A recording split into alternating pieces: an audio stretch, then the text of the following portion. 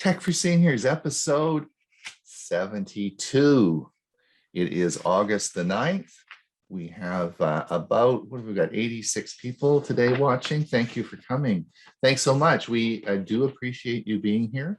As I've said before, we get our energy from your enthusiasm. So thank you for coming. We have also a bunch of people over on our YouTube channel because we broadcast this show not only just to our Zoom meeting, but of course we broadcast it over to YouTube. So if you can't make it in sometime, please just pop over onto the YouTube channel and you can see that. The meeting's a little bit different for YouTube people. We're going to go, we're going to run the show as an hour, and we will of course go the first 50 minutes right up until Ray's segment, and then just before Ray's music segment, the YouTube broadcast will be stopping. We usually have lots of room over here, so if you want to come back from YouTube over into our Zoom meeting for the Q&A, that's fine. So we're certainly glad to have you. So and of course the meeting is being taped, so if you want to go back and you want to play it and listen to us again, you can certainly do that. Please, if you haven't subscribed to our newsletter comes out on Tuesday and Saturday, and it contains a lot of information, including Ray's music list. I don't know how many of you have been listening to all Ray's great music, but it's I think you must have about 4 hours of music now, and all you have to do is just sit there and click the playlist, and it's going to give you all Ray's great music that he plays on the show, as well as all our both the Thursday and Monday show are all recorded and available for that. So let me introduce everyone. We got the whole gang here this morning. Hewie, you had a busy weekend. I certainly did, and I got to play with Windows 11 live on my Windows Special Interest Group yesterday. By the way, it's recorded and up on YouTube already. Yeah. And it was fun. Luckily, I had Bob there to help me with some things that I got stuck on, and it was nerve-wracking because I don't know it all, and trying to find things and do things in a brand new operating system. It's fun, and you can watch me suffer through it. I will have the link to it on my website. It's still not there, but it is up on YouTube, and I did post it last night. So if anyone wants to watch and see some of the changes and differences in Windows 11, it's there. Yeah, and you can watch me suffer through it. So yeah, it was pretty busy. It was a long meeting, and I thought you and Bob did a good job. I thought Bob was very helpful, and the two of you worked out the differences. You had some interesting questions as well, so it turned out really well. Yeah. Bob, I just want to add one more thing about the last week. I did another Starlink report, and as of this morning, I had over 2,400 views on YouTube. So it's really caught on. And there was one news item this week that I did want to mention. They're going to switch rockets. They've been using their Starlink, or it's a S9, I think, rocket. They're going to change the rocket so they can put a bigger device on the top of it, and instead of 60 Starlink satellites at a time, they're going to be able to lift off 400 at a time. So those of you who aren't getting Starlink yet may be able to very quickly. Bob's got his fingers crossed, right? Yep. Yeah, we're hoping for Bob. Bob will be able to get it. We're hoping. We're rooting for you, Bob. Bob, so are you? How many Windows 11 videos do you have out now? I don't count them. I just produce them.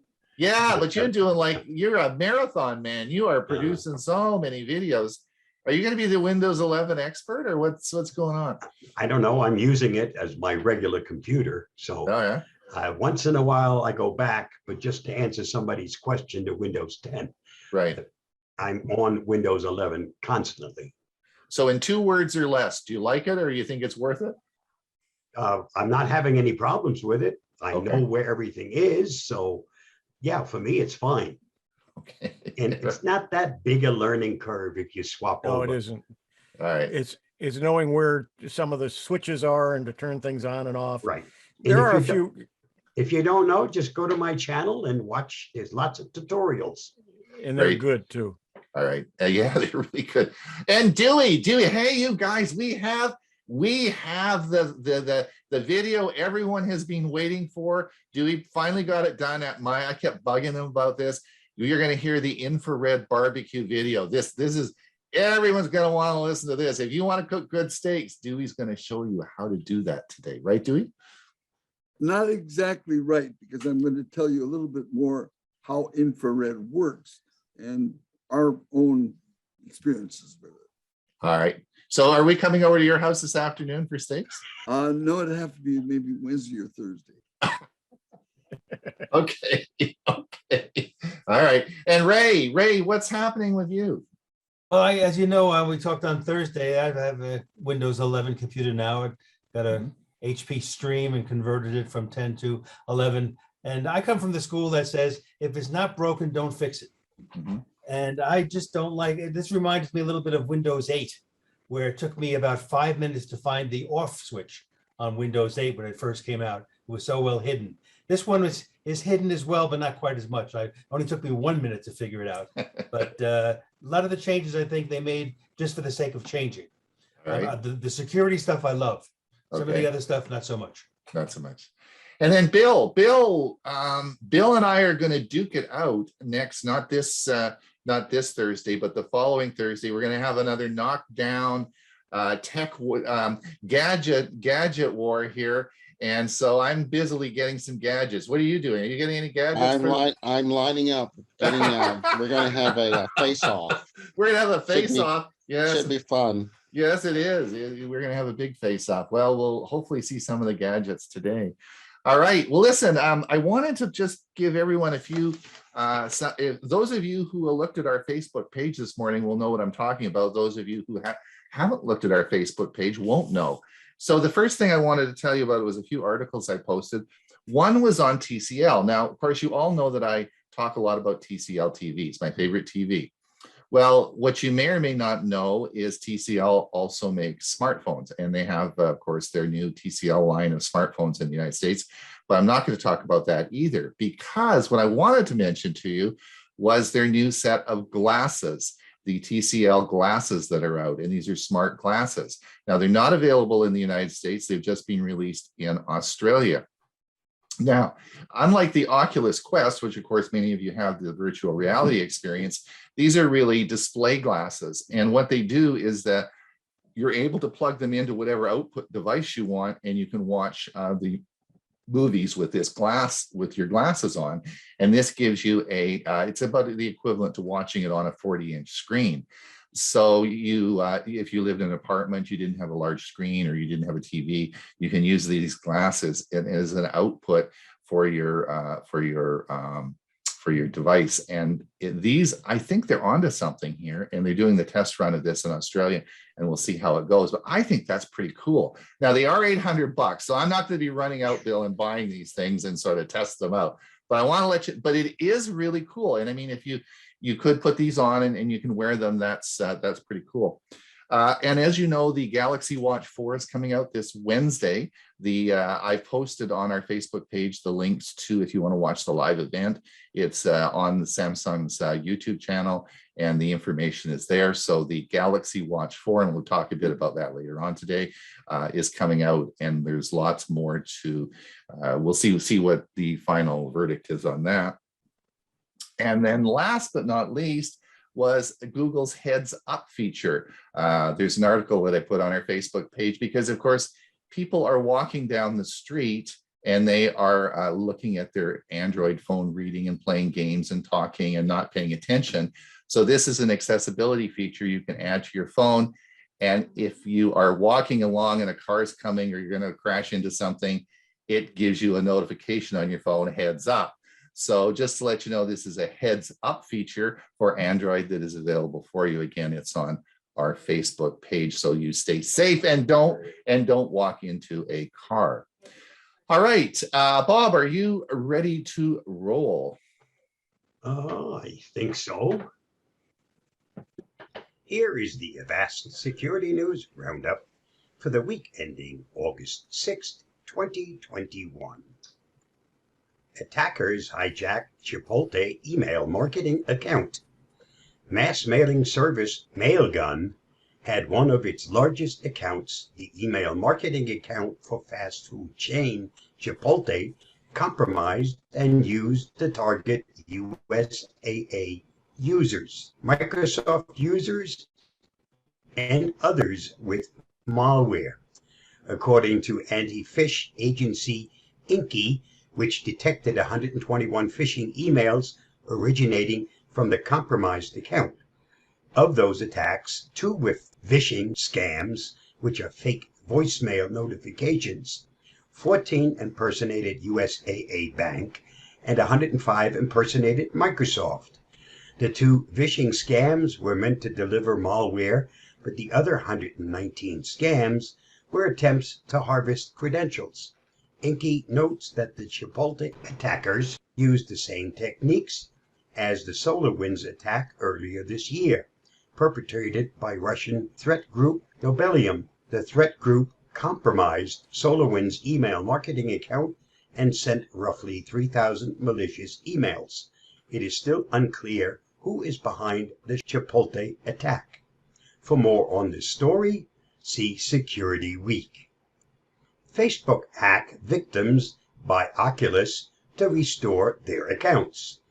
According to NPR, 19 listeners reported that their Facebook accounts were hacked or disabled in July, and some found the only recourse that stimulated the social platform to restore their accounts was the $299 purchase of an Oculus Quest 2, Facebook's virtual reality headset. When one hack victim discovered that it was impossible to find any live help from Facebook, either on the phone or over the web, he followed a tip he saw on Reddit and purchased an Oculus Quest 2. As soon as he contacted Oculus with the product serial number, support got back to him right away and restored his Facebook account. Several other users claim to have done this to fix their accounts, after which they simply returned the unopened headsets. Snapchat horoscope feature remembers birth info. Addressing user concerns over the fact that Snapchat knows some users' birth information down to the location and hour, The Verge reminded users that they submitted their birthday when they set up their Snapchat account. Users also must input their birth city and time if they want to use the platform's horoscope feature. The app keeps that information and stores it in the birthday section of the user's profile settings. Snapchat will not share a user's birthday details without permission, and users always have the option to delete the information from the app if they choose. The U.S. Senate calls out Fed agencies for poor security. The Senate published a report this week called Federal Cyber Security, America's Data Still at Risk, in which 8 federal agencies are called out for having weak cybersecurity protections. After an investigation, the Senate committee found many of the agencies had failed to implement baseline cybersecurity practices, and most were using outdated systems. The investigation also found that some of the agencies were not updating or patching their systems when new versions of their security software were released. It is unacceptable that our own federal agencies are not doing everything possible to safeguard America's data, said Republican Senator Rob Portman, ranking member of the investigative committee. Microsoft warns of beta call scams. A new ransomware trend that popped up this year involves a phony call center where users are guided through a process that has them unknowingly download malware onto their systems. Microsoft calls the campaign Baza Call, and the malware that users are tricked into downloading is called Baza Loader malware. Attackers first lure victims with phony emails that claim they've been subscribed to an expensive service. The email provides a phone number if the user has any questions. When the user calls the number, the attacker poses as customer support, leading the user through the steps necessary to unsubscribe, but which really downloads ransomware onto their systems. Read more at Microsoft. This week's must-read on the Avast blog. In celebration of this week's 30th anniversary of the World Wide Web, Avast CEO Andrei Volchek looks back at the Internet's development over the past 3 decades. An excellent article in which Andrei raises an excellent question regarding today's state of the Internet. World Wide Web or Wild Wild West? You can reach this thought-provoking article at the following link. And that wraps up this week's Avast Security News Roundup. Stay safe, stay secure. I'll see you again next week. Bye-bye. So Bob, I've got to change my PowerPoint presentation and add another reason for buying the Oculus Quest 2.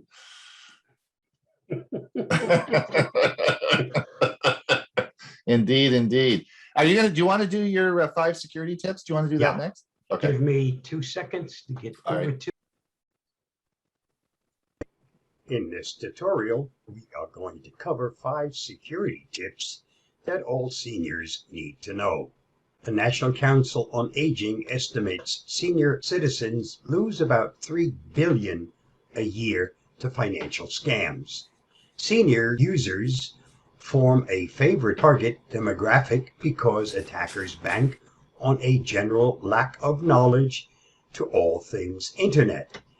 The countermeasure here, of course, is to replace that ignorance with knowledge. Here are 5 simple tips that will help any user stay on guard. Ignore links and attachments in emails from senders you don't recognize. Email phishing scams are far and away the most common method attackers use to deliver malware. These tend to be from someone who pretends to know you or have a familiarity with you. Usually, the email will contain a link or an attachment that you are encouraged to click.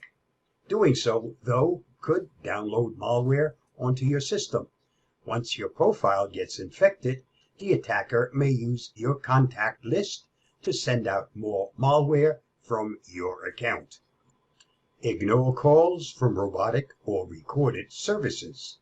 These voice phishing scams or vishing scams are easy for attackers to cast out and see who bites. When you answer the phone, the recorded voice tells you some false information that sounds vaguely urgent, then asks you to provide some personal information to supposedly correct the situation. In reality, that personal information could be used later for identity theft. The best thing to do, as soon as you hear that recorded voice start, is hang up that phone. Ignore links and attachments in text messages from numbers you don't recognize. Like the email phishing scams, these SMS phishing scams try to get you to click on a link or download an attachment. By doing either, you open the door to malware that can hijack your personal information from your computer or device. For example, we've seen quite a few SMS phishing campaigns pretending to come from couriers or parcel delivery companies, such as DHL or Australia Post. Even if you are expecting a delivery, be super cautious about clicking on any links within the message. You should normally be able to get the delivery tracking code and look it up on the company's tracking website. When the delivery notification is unexpected, delete them right away. Ignore links and attachments on social media from profiles you don't recognize. Again, the don't trust strangers rule applies to your social media accounts, just as it does to your email accounts and your texts. Whether you use Facebook, Twitter, Instagram, WhatsApp, or any other platform, Remember that there are many fake profiles out there created by attackers looking for users gullible enough to become their friend and ultimately open malicious links or attachments. Don't be fooled. And while you're at it, take a moment to adjust your social media privacy settings so that they can keep you best protected. Install an antivirus program on your phone and laptop. Fight fire with fire. Cyber attackers are using cutting-edge technology, but it's no stronger than today's best antivirus technology. Avast Free Antivirus uses next-gen cybersecurity to detect and neutralize phishing attacks like the ones I've described. To make sure you always have the latest advancements working for you, keep your antivirus up to date each time a new version is released.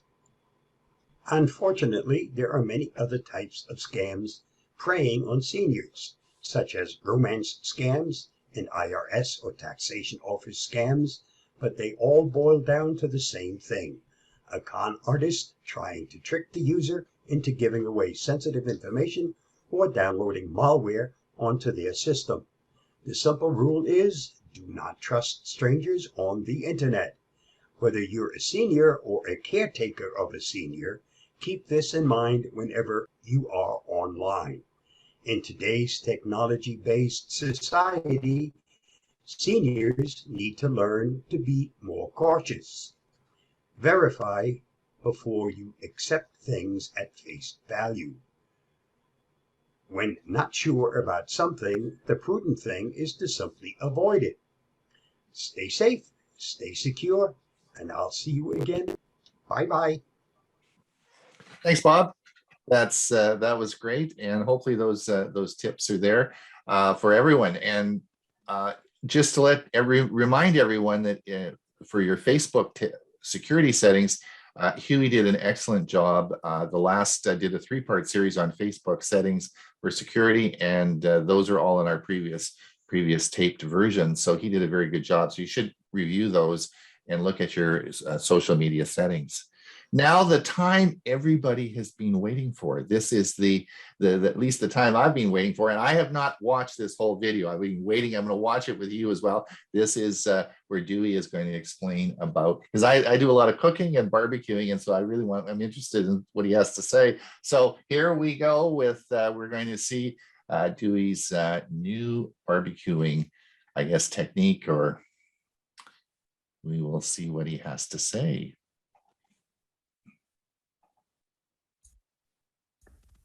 Good morning, friends. I'm Dewey, and my Tech Talk topic for today is the lowdown on infrared grills. In mid-June, our classic 38-year-old Royal Master warm morning model gas grill died. I lamented its passing to Joanne, but I secretly rejoiced because for me it was an opportunity to see what's out there and then buy a really swell new grill. My research began almost immediately. I'd been hearing frequent radio commercials hyping the Solaire infrared grill that claims to heat up to 1,000 degrees in 3 minutes, and I was curious as to what the magical heat source was. Well, it turned out to be regular LP, liquid propane, or natural gas if you choose. Solaire is a Rolls Royce in infrared grills, with models selling up to $4,000. However, their popular IR-17 pictured at left, it's a portable costing just $459.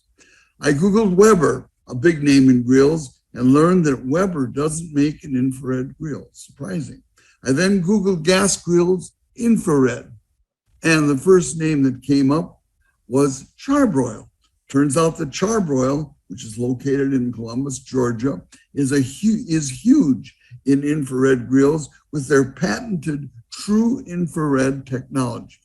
Charbroil also manufactures a wide range of standard charcoal, gas, and electric outdoor grills, smokers, and flyers. I also learned that Charbroil is a significant player in infrared grilling history. The astronomer Sir William Herschel is credited with the discovery of infrared heating in 1800. though it wasn't used for practical purposes until World War II. A fellow named Bill Best further developed infrared technology in the 1960s, primarily to give automakers a faster way to dry paint on cars. That led him to patent the technology for infrared grilling and later founding the Thermal Electric Corporation, known as TEC, to manufacture infrared grills, which, by the way, were and still are very, very expensive. When Bill Best's patent expired in the year 2000, Charbroil formed a strategic alliance with TEC to manufacture a Charbroil TEC series. Though this alliance is long since gone, TEC continues to manufacture grills costing up to $9,000. In 2007, Charbroil launched the still popular Big Easy oilless infrared turkey fryer. No oil, It's still widely available at $129. In 2015, Charbroil brought out the Kettleman True Infrared Kettle Grill, a charcoal grill, pictured at the lower left, and it features no fall-through grates and a hinged lid, sells for $159. They also introduced a new line of digital and Wi-Fi connected electric smokers, pictured at the lower right, that cost in the roughly $300 to $400 range. I was quite surprised to learn in my research that any grill, accessory, or part may be ordered directly from Charbroil. They sell at Walmart, Lowe's, Home Depot, and so forth. It likely won't save you any money to buy direct, but their extensive website makes model comparisons and shopping easy. After an abundance of research, I ended up ordering a $500 Charbroil 3-burner True Infrared Grill. It was shipped directly to my home unassembled in a large box weighing about 125 pounds. The trade-off was that though I didn't have to lug it home from a store, I had to put it together myself with the kind help of a friend. This is a picture of my grill. The cover is insulated so the intense temperatures don't show up completely. It's warm, but it isn't. You're not going to burn yourself. You notice it has a convenience tray at the left. It's a 3-burner grill, and there's a side burner on the right. It's a flip-up cover to access that. And you see the 2 little black buttons to the right of the 3 knobs. The first one is a battery-powered igniter, and the second one is, it's kind of funny, it's a knob you push and you get some beautiful lights on your 3 knobs, again, battery-powered. Well, I think, and of course you have very nice storage underneath with the behind the 2 doors. There are essentially 3 ways of cooking food: conduction, convection, and radiation. Now, conduction transfers heat through direct contact. It's like frying eggs in a pan on a cooktop, or flames from your traditional grill directly charring your burger or steak.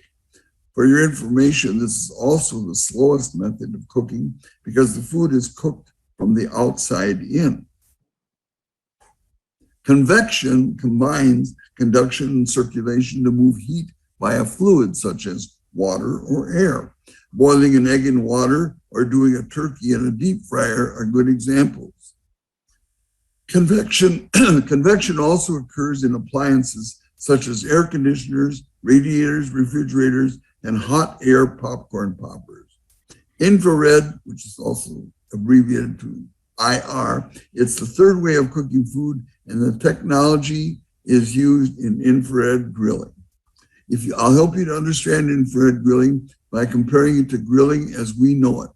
Traditional gas, electric, or charcoal grills heat the air that cooks the food.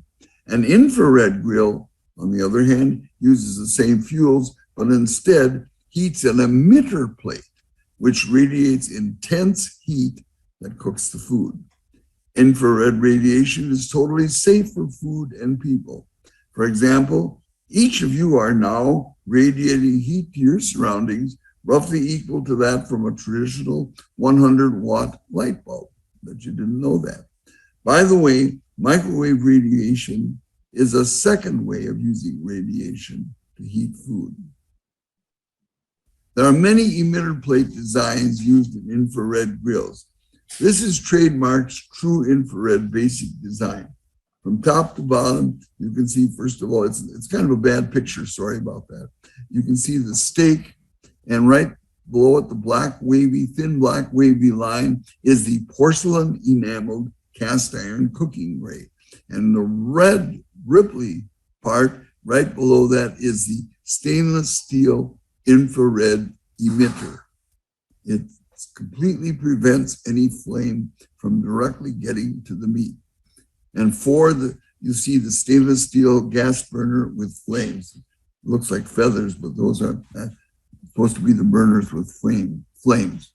So what are the pros and cons of infrared grilling? Well, pros first. Meats, and this is the number one, meat stays moist and juicy. Infrared light waves cook meat or vegetables with little moisture loss. Another point, even heat distribution.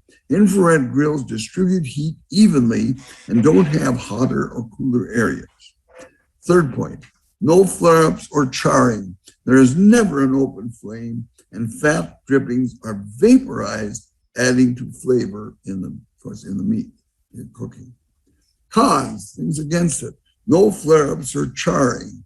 I just told you that this was a pro, but frankly, many of us, and especially me, I like the taste of a little bit of charring, however, on my steak or burger. However, the amazing juiciness and the resulting tenderness of infrared grilled meat is quickly winning me over.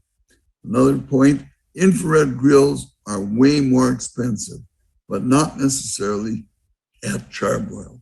A downside of charbroil is that their grills have smaller burners with less BTU output. My grill takes 20 minutes to reach a temperature of 600 to 650 degrees, which is pretty much the threshold for infrared grilling. Interestingly, as my emitter plates get blacker and blacker from grilling, they also get hotter. Another con, something against it, infrared grilling. An infrared grill doesn't offer the lower temperatures that traditional grills do. This could be a limiting factor. There's another point, there's more work to keep an infrared grill clean, but I'm just beginning now to hit my stride in keeping the emitter plate on my grill tidy and the cooking grate clean. If you do it properly, it's not a big hassle. I'm kind of into a routine. I'll explain more as I show you the following photos. This is how my infrared grill looked before it was used the first time. Now you don't see any holes, but look to the right. You can see the emitter plate with its holes, and a grill bar covers each row of the holes, so no flame gets through to touch the meat. I took these photos of my grill recently. The photo at left shows the 3 porcelain enameled cast iron cooking grates. You can kind of make them out. And the photo, it also shows at the right, the 3 stainless steel emitter plates. So that's after I'd used it for a couple of weeks, maybe half a dozen times. So they were starting to blacken. They're blacker now. These 2 choice grade sirloin steaks. Sirloin steaks was our first infrared grilling experience. Joanne wanted to pound the steaks to tenderize them, but I said, no, let's just grill them as they are. Well, they turned out to be extra juicy, extraordinarily tender, juicy, and flavorful. We're now very happy and excited that we chose to venture into infrared grilling. Well, that's my Tech Talk story for today. And I'm really sticking with this one. Thanks for watching. Stay safe, and we'll see you the next time, the good Lord willing.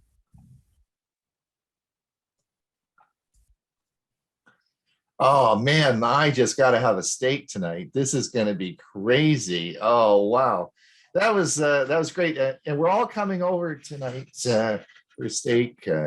Dewey, where are you? Oh boy, that's going to be a problem because we're going to be going. But you can come Wednesday or Thursday. No, just leave the barbecue there with some steaks. We'll figure it out. We'll get her done. Yeah. Say, hey, Dewey, the other thing that would be really cool with that would be you could do pizzas in there because it's so hot, eh? Like it's a real hot grill. So it'd probably be a good idea. You know, you could probably just do pizzas on the grill, eh? I just haven't even thought about that. Because you want a really I'll hot, experiment with another time. But yeah, but you want a real hot barbecue with, you know, hot flame with pizza. Anyway, we better get on here. Ray, I think you're up next. Have you got Yes, sir. let's I'll let you. First, I want to just do a little quick announcement about some of the works. These are for those watching today that are part of a computer club that belongs to APCUG. Coming up this Wednesday, August 11, it's all about cars. I'm going to be involved. Plus, there's going to be a gentleman talking about understanding the trouble codes and the Blue Driver interface. This is the electronics in your car. And then later, the next Wednesday workshop is reviewing both the old and new aspects of Linux. And then the Summer Virtual Technology Conference on August 21. And there's some of the topics, geocaching, maps, that's with Chris and Jim Gould, genealogy. Here's something interesting. Computers. We're not seeing it. We're only seeing your desktop. Okay, thank you for pointing that out to me. I think if I do this, well, okay, that doesn't matter right now. Here's the bottom line. I don't want to take up any more time. Full details about these programs, including how to register to attend, have been sent to all the club presidents, asking that they forward to their members. So if you haven't received this yet from your club president, you may want to contact them and let them know you're interested in either the Wednesday workshops or the Summer Virtual Technology Conference on August 21. All right, we all remember when I did let me just slideshow. When I did the presentation on music in the car, and I covered quite a bit, and for the aspect of older cars that don't have any modern audio features, I mentioned briefly things like a FM transmitter. Well, then when I took my motorhome to New Mexico, and that's an older motorhome, I found out that, you know, I could really use some newer gadgets to make the technology work. So what I'm going to show you today are 3 new video clips that I've added to that presentation. In the first one, we'll talk a little bit about cassette adapters, and then I'm going to talk about Bluetooth FM transmitters. And these are not only good for getting music from your device to your car speakers, but they're perfect for hands-free phone calls. So if you have an older vehicle that doesn't have built-in abilities for hands-free phone calls, you may want to consider one of these transmitters. You can either use the Bluetooth feature wireless, or you can attach an audio cable. And I'm going to show you basically how that works. And again, the bottom line is you configure the FM transmitter to send audio sound to a not in use FM radio station, and then listen to your music on that station on your FM car radio. So here we go.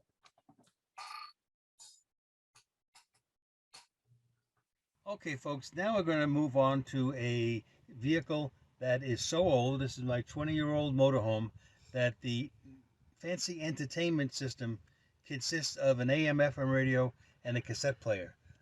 Then what do? Well, you can get what's called a cassette adapter. Now, the cassette adapter costs under $10 at Walmart, and this one is a wired cassette adapter. And I just recently learned that on Amazon you can buy a Bluetooth cassette adapter that will come without the wire, and it'll connect via Bluetooth your phone and the cassette. So whenever you're playing it, and I'm going to give you an example of how that works now. So I'm going to take the cassette adapter and put it into just like I normally would. Yeah, the wire is sticking out, but that's no big deal. And the other end of the wire is connected to the speaker jack on my smartphone, where I have the song ready to play. And I'm going to press the play button, turn up the volume a little bit. And this is my friend John Carpino, who's given me permission to play all of his music for these instructional videos. And it's close enough to me while I'm driving. If I want to hear to the next song, I could just tap on the button that goes forward to the next selection, and there it is. So, and again, but the volume is all controlled on what I normally would if I was playing a tape. So that's one way of dealing with an older vehicle if it has a cassette player and all your music though is stored on some kind of device like a smartphone.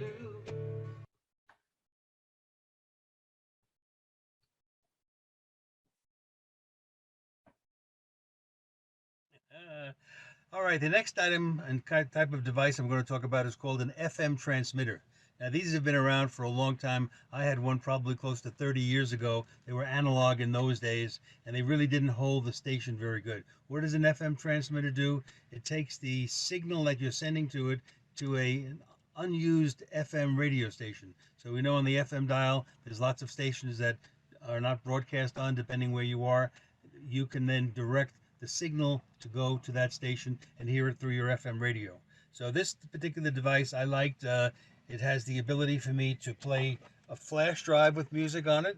So all I have to do is plug it in, and when it's connected to the DC power, it'll play. And it also, this is a neat one because it has a SD card.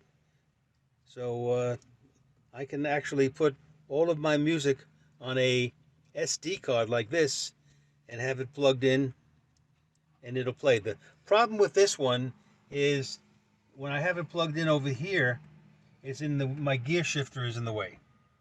So for this particular vehicle, this isn't working that well. All right, so what did I do? I went out and I got a second FM transmitter, one a little bit more flat that fits in nicely to the DC power slot on the dash here. You can see I already have it tuned to 93.1. That's the FM station, and on my radio here, I also have it at 93.1. So now when I play a song on my phone that's connected via Bluetooth, it'll come out through the speakers in the vehicle. So let's see if that works.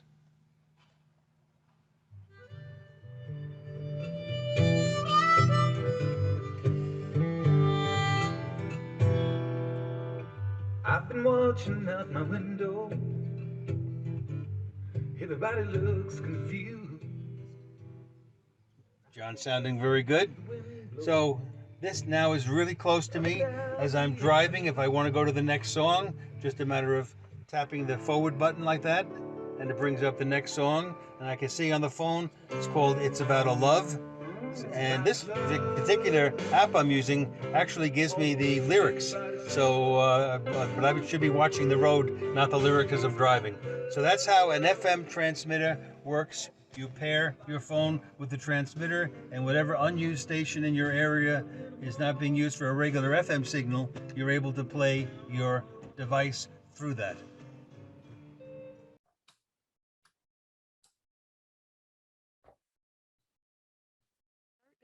All right, here we go with the final aspect. I've taken my FM transmitter, and this time I've saved all of the songs I have by John Carpino on a flash drive.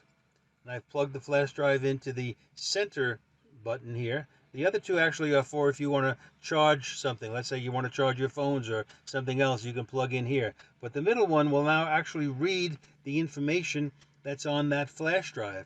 And what's on that flash drive is the MP3 files of John Carpino's songs. So I have it set up again. I just have to press the play button here. And it's now, you can see there's no phone here. It's now playing the songs that are on this flash drive through the FM radio on the 93.1 station. Well, maybe I expect more from my brothers and sisters. Take a look around you, man. Take a look around you, mister. Too many walking around with a hole in their heart. So even with an old vehicle, a 20-year-old vehicle that only has a cassette player, you can see there's several ways that you can take today's technology, as long as you have your music saved as MP3 files on some kind of device, and play them in your car effortlessly as you're driving along, and you can be on the road again. Thank you very much.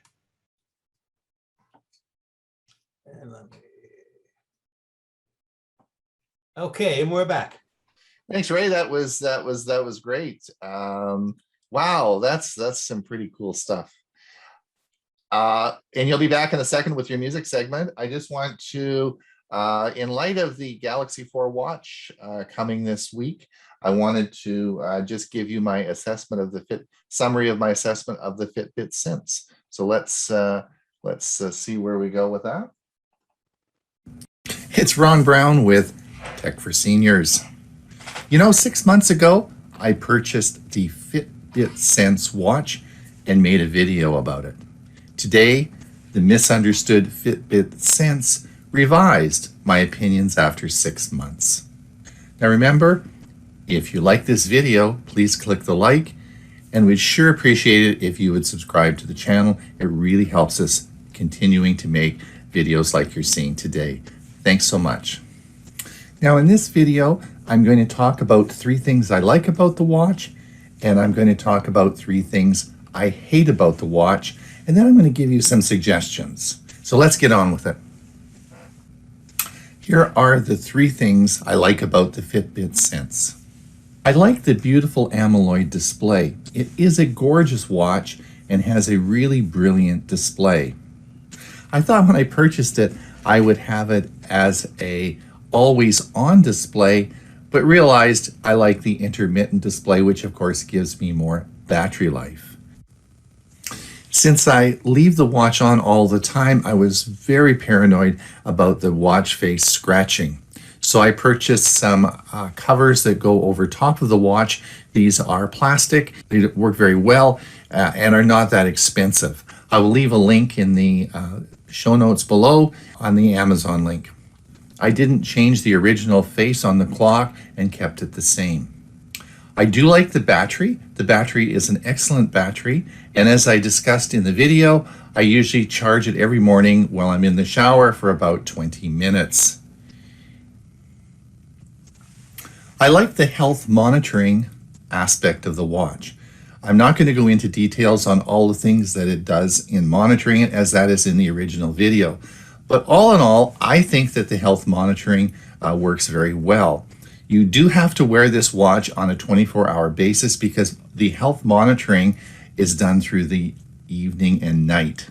So it occurs while you're sleeping. So if you take the watch off when you go to bed, this is not the watch for you. But all in all, I think it does very well. I like the integration with the Fitbit app. I've owned many Fitbit watches and feel very comfortable with my new watch and its integration with the Fitbit app on my phone. I think this all works very well. All right, let's look at the 3 things I hate about the Fitbit Sense watch. Now, I don't like Google's lack of commitment. What I mean by this is their lack of commitment to the watch. And that was part of the reason I made the first video called The Misunderstood Fitbit Sense Watch. 2 examples are, first of all, the cardiac monitoring.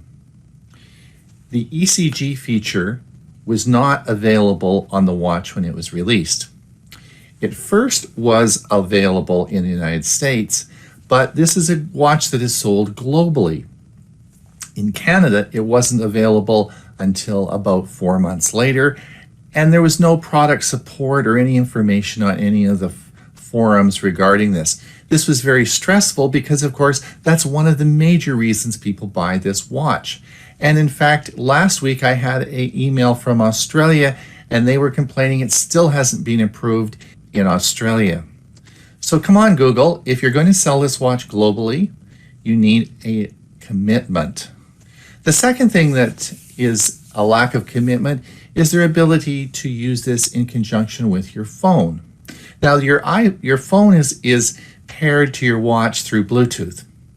Now, it is true that you can set it up, and I have to receive a call on your watch. Your watch will ring, you can answer your call, and you can have a conversation. But you can't make a phone call from your watch. So there is no LTE version of this watch. Now, in a high-end watch that is competing amongst the top 3 watches on the market today, to have a watch that doesn't have LTE capability, again, shows me a lack of commitment. That is number 1 reason why I don't like the Fitbit Sense. My second reason for not liking the Fitbit Sense is the lack of apps. I am constantly trying to find a use for my very nice Fitbit Sense watch. If you go to the App Store, you'll find very few apps are written for this watch, unlike Apple's watch. This is only going to get worse since Google has announced that the Fitbit Sense watches will be leaving the Fitbit Sense operating system and going to Android Wear. So I don't see this ever changing for the Fitbit Sense watch. So this is something you may consider before purchasing this. The third thing I don't like about this watch is the health monitoring notification. Well, overnight it does a pretty good job of monitoring various functions with your body. You would think that in the morning, if there was a problem, it would notify you. If you are having no problems and you're wearing your watch and having things monitored at night, it's really inconvenient to have to look at all those views every morning and try and figure out if anything has changed. It would be so simple to have a notification if something that they were monitoring changed and needed attention. So here are my thoughts about the Fitbit Sense watch. First of all, it is important to define a purpose before purchasing. What are you going to use the watch for? There are two distinct features of this watch that sets them apart many other watches. The two features are, first of all, the EDA sensor. This is a special sensor that is on the back of the watch that is measuring your stress level. This is called an EDA sensor and is involved in stress management. The second feature, of course, is the ECG feature. So my point is this: I'm not a stressful person, and I think I manage my stress well. So to have to put the palm of my hand over top of the watch and wait 2 minutes for it to tell me that I'm stressed out is not applicable for what I want to watch for. The second part is I don't have any heart problems. And while the ECG feature is great and really works well, if you're healthy and you don't have any cardiac problems, are you ever going to use that feature? So if you take the EDA sensor away and you take the ECG feature away, here's the problem. You have a $30 watch. All the features of the watch will be available on cheaper models of watches such as the Wise Watch, which you can purchase for under $30. So why purchase the Fitbit Sense with its limited functionality? So just remember, these are the changing times. The Fitbit Sense currently is heavily discounted. I suspect is probably making way for changes and a new watch coming out. So if you have some cardiac problems, you think you need to manage your stress better, maybe this is a watch that you can pick up and it will be helpful for you.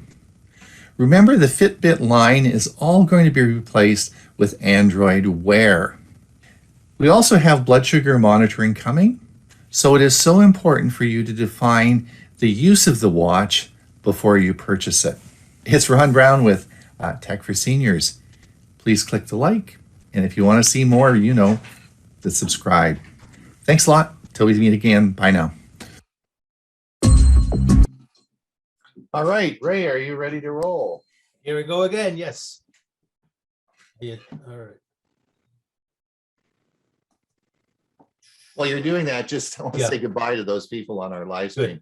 We're signing off from our live stream as Ray's getting going here with his segment. So if you want to come over to our YouTube or over to our Zoom meeting, we have lots of space for you. So come on over and we'll get ready for our Q&A session coming up. All right, today the Peanuts gang meets the Low Rider. Who doesn't like even a little bit the Peanuts gang? There's the shy Charlie Brown and his always challenging friend Lucy, along with everyone's favorite cartoon dog Snoopy. Now, the syndicated comic strip by Charles M. Schulz had its beginnings in a local St. Paul, Minnesota newspaper shortly after World War II. And then by 1950, it had gained traction and a presence in seven newspapers nationwide. Additional characters were added along the way, and the 1960s became the golden age for Peanuts. Now, Wikipedia states that Schultz, who hated the name Peanuts, drew the strip for nearly 50 years with no assistance, not even in the lettering and coloring process. The final daily original Peanuts comic strip was published January 3, 2000, when Charles Schulz announced his retirement. Sadly, he died just 40 days later. It is estimated that Peanuts had a readership of around 350 million people in 75 countries, with total estimated earnings from this comic strip of more than $1 billion. Now, Garen Lazar is very talented with digital filmmaking, and he's the one who has made quite a name for himself with his Peanuts music parody videos. He uses the Final Cut program. He takes different clips from the Peanuts TV specials and arranges them so it looks like they're playing and singing a certain song. In fact, last month he reached the milestone of his 100th video in this series. So my wife Carol brought this to my attention and suggested I play the Peanuts gang lip syncing, if you will, to the song Lowrider, originally performed by the band War. So below, and this will appear in the newsletter, is the clip to this link, as well as another clip to Garen Lazar's 100 Peanuts parody video list. Peanuts. Hey, that was good. That was That was great. Yeah, it's almost with your video editing software. I wonder if we could do that. That's pretty cool technology. Eh? Yeah, I mean, that's why I like to, whenever I can find music that relates to today's technology. And Yeah. that gentleman going in and taking existing cartoon features and then adding the music is like the cartoon is lip syncing. Yeah, that's pretty crazy. Well, hey, it is the top of the hour. Thank you everyone for coming. We had a great show today. We're going to be moving into our Q&A session shortly. Just to thank everyone who participated in the show today. Remember, this is of course being recorded and will be on our YouTube channel this afternoon. For those of you who are leaving the Q&A but maybe want to come back, the premiere, the Tech for Senior premiere version will be starting at 10:30. This is on our YouTube channel. And today it will be going back to episode 20. And I am talking about technology going to be used in the post-COVID era. And Hewie is going to be talking on Audacity. So if you want to learn all about Audacity, that's great. And this will be broadcast automatically starting at 10:30. The real reason for this, though, is that you can use this for future uses with your computer club if you want to. These clips are made for easy access for people wanting to reuse the content. All right, we're going to open this up now to a question and answer. As you all know, there at the bottom, you have a little button there called reactions. If you could raise your hand, since we have a lot of people in the audience today, it's hard to see everybody because you're on multiple screens. So if you could raise your hand, it brings you to the top of the list and we can answer your questions. And if so, we had a lot of information. Raise stuff was great. If you have any vehicles you want to talk about putting music in, putting devices in, that's great. If you want to talk about watches, we can talk about watches or grilling. If you want to learn, you want to ask Dewey how to cook a steak or whatever, he's here as well. We have lots of and Dewey has, of course, his Peanuts. Is that Pia? Yes, that's his helper for cooking. That's the little chef there. Here, you have a question or comment? I have a question. Oh, good. To Dewey. When you grill the steak using infrared, I like to have the fat on like pork chops and even on steaks. I like the fat a little bit crisp. Do you get that kind of crispiness on the edges when you grill with infrared? No, you do not. You, again, as I said in the video, the fat drippings will melt and they say vaporize in effect, I guess that's the word, and you get flavor in the meat from that, but you don't get the crispiness. And that's the one thing, like I said, it's a kind of a trade-off between the wonderful juiciness that you have in the meat. That's incredible. I've had groups of family friends over for about 3 different meals, and they all are just blown away by how juicy and tender the meat is. I'm hungry. I want a steak. Exactly. This is a very, I think we'll do no more cooking stuff. It's just it's before lunch here and I'm getting hungry as well. So we're not going to do cooking stuff again. Any other questions? We got to see some questions here. Come on. As far as the watch goes, please watch this Wednesday. You'll see the new Samsung Galaxy Watch 4 released. Dewey and I were talking about that earlier in the pre-show meeting, and I'm interested to see what it's going to have. And I don't think, for those of you who are wanting the blood sugar measurements, the Rockland, who produces the sensors for this, have done so, and it's just a matter of Apple now integrating them into the watch. And I don't think it'll be coming out on Apple Watch 7, although we don't know yet. But the technology is all there. It's just a matter of the companies wanting to get this. It's a biggie, and of course, it'll be involved a lot of. It'll sort of bring the watch into the medical side of the house as well. So we're waiting. The technology's there. It's just a matter of who's going to do it first. I do not think the Galaxy Watch 4. In fact, I'm interested to watch about this because I don't think, in my viewing, I think the two things that I'm going to see on Wednesday and I'm just going to predict this. We'll see. You can say next week I was wrong. I think the Apple Watch or the Samsung Galaxy Watch 4 is going to be twice the cost of the Fitbit Sense. I think it's going to be expensive. And I don't see that they're going to put a lot of new features in it. So, but it will have Android Wear, a new operating system. So we'll see where we go with that. Bob, question? Yeah, you said that the technology was there for Apple. What about for Android? I don't know. I mean, Rockland is a separate company that makes the sensors for Apple. I don't know if they have contracts with other. I don't know that. I would assume that Google and Samsung are hot on the trail of this, and I suspect that's one of the reasons why Samsung amalgamated with Google, and they're going to Android Wear. I think probably Google has something up their sleeve, but there's nothing really that I can tell. I mean, I know the technology's done, and it's just a matter of implementing it. So we'll probably see it either later this fall or early next year. So it's going to come. It's just when they're going to do it. The movement to Android Wear is a big deal. I think it's bigger than any of us really understand because it's changed a lot of the scope of these watches. So I don't know. We'll see. We'll see what happens. But I'm just hopeful because the thing that I said in the video that I'm really sad about, and the thing that's really set me back on the Fitbit Sense is just the lack of apps. I mean, it's not like Apple's watch, but it's just the lack of apps. It just doesn't, it could do so much more than it does, but that's the disappointing part about it.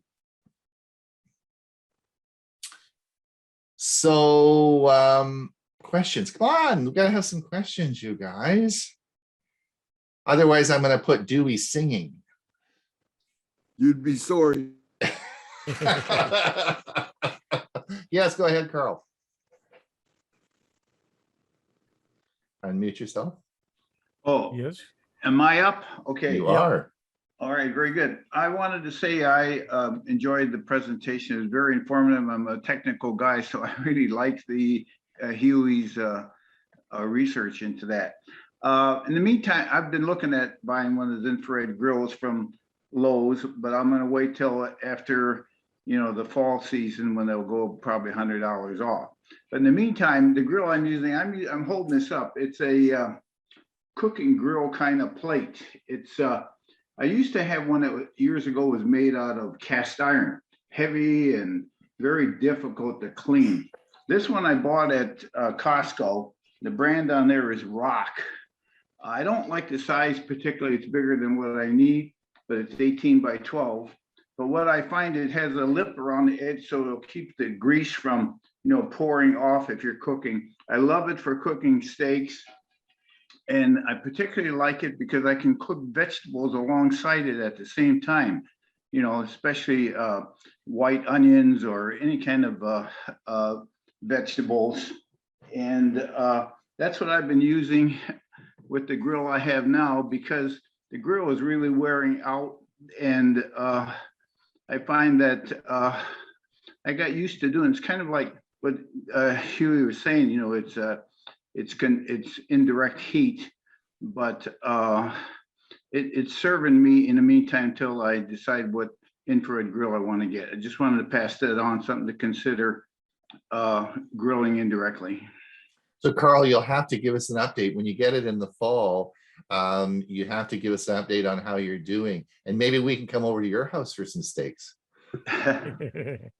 There's one thing I'd like to mention, and that is that I don't think any of the stores sell the complete, like, Home Depot, Lowe's and so forth, sell the complete line. They all have certain parts of the line that they carry. And I would advise to Carl and others interested in something from Charbroil to go to their website and look over their line thoroughly first and kind of make a decision on what you would like to get. And then you go back to the different stores and see who carries it. If no one does, you have, always get it from Charbroil.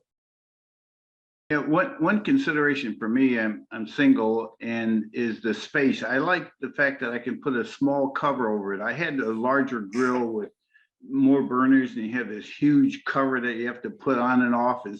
It's a hassle, truthfully, to get it on and off.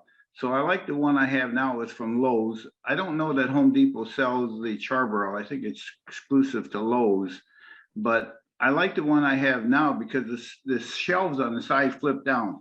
I really have no use for the extra burner on the side.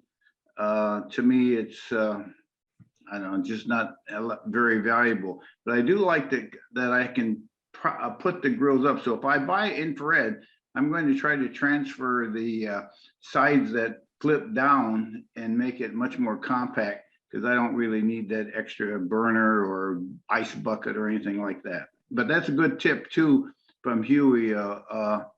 Yeah, there are more selections online. Yeah.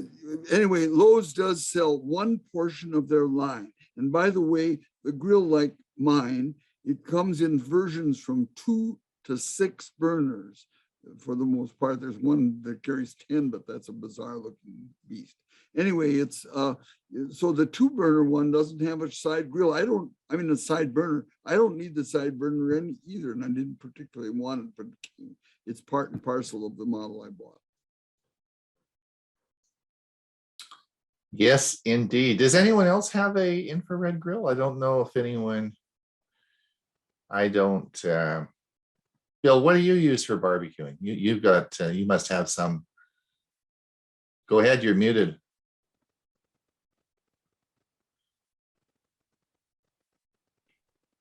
I had an infrared grill for probably about 10 or 12 years, and it just finally rusted out on me. The newest one I got is a pellet grill. Oh, yeah. Which Okay. works entirely different from what Hewie was talking about.